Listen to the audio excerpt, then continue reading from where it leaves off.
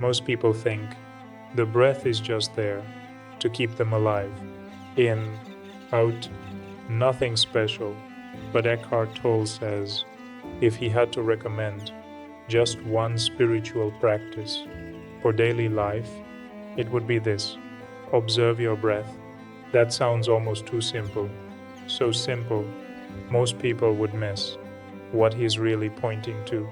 Because this is not just about calming down, it's about what happens when your attention stops being trapped in the mind and begins to move somewhere deeper.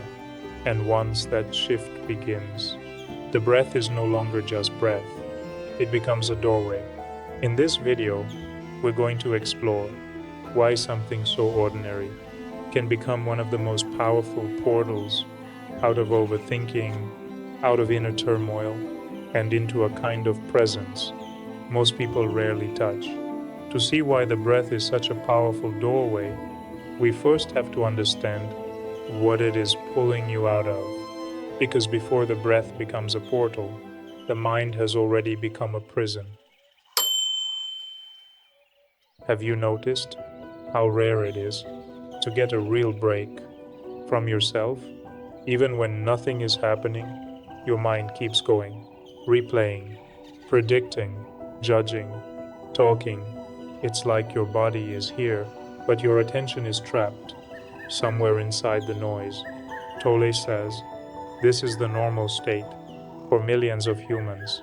Their attention is being absorbed by thought. One thought leads to another. One worry becomes a whole story. One feeling becomes an identity. And because this happens all day, it starts to feel normal to live in your head, normal to replay, normal to predict, normal to carry a constant background of mental commentary. That's why so many people only feel relief when they are too tired to think, just before sleep, or when something temporarily slows the mind down. Because the real burden is not always what's happening outside. It's that your attention has been swallowed by thinking for so long that you barely remember what it feels like to simply be here without being dragged away. That is the prison, not thought itself, but the way it keeps capturing your whole inner life. And this is exactly why the breath matters. Because the moment you begin to follow it with attention, something shifts. Your attention stops living only in the mind and begins to move somewhere deeper. So what makes the breath so different? Why would something this ordinary have the power to pull you out of mental noise? Because the moment you follow the breath with attention, your attention begins to move out of the mind and into the body. That is the shift. A moment ago, your whole inner life was living in thoughts. Now, suddenly, attention has somewhere else to rest. On the inhale, on the exhale, on the simple movement of breath entering and leaving. And as that happens, the grip of thinking loosens a little, not because you forced the mind to stop, but because your attention is no longer feeding it in the same way. That's why this practice is so powerful. The breath is always here, always happening, always available. So the doorway out of the mind is never far away. The moment you notice the breath, you are no longer completely lost in the stream of thought. You have already begun to come back. And that is why something so simple can bring such a deep shift. It changes where your attention lives.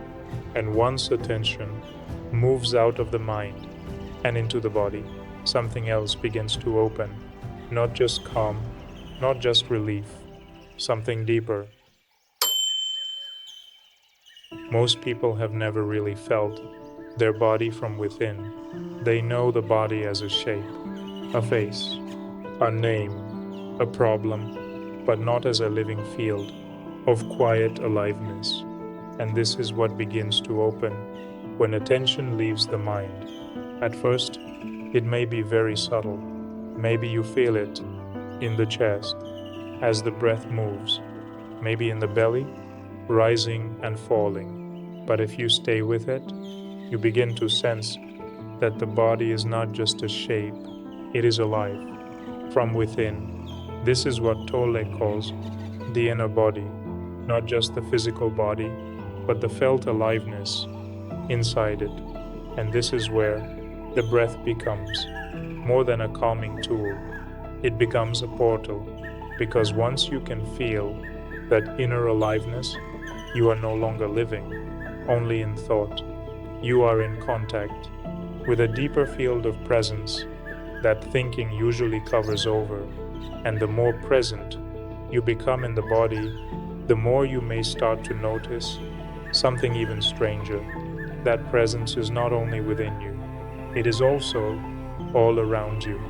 The room feels different. The space around you feels less empty, not as an idea, as a direct sense that there is a quiet presence within and without.